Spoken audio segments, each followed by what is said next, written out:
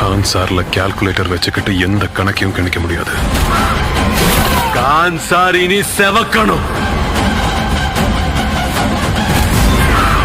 அதுக்குதான் கணிக்கவே முடியாத ஒரு பைத்தியக்காரனை கூட்டிட்டு வந்திருக்கேன். எரிகிற நெருப்பால இல்லன்னா அவனுங்க ரத்தத்தால. அவன் பேரு ஞாபகம் இருக்கு மாமா.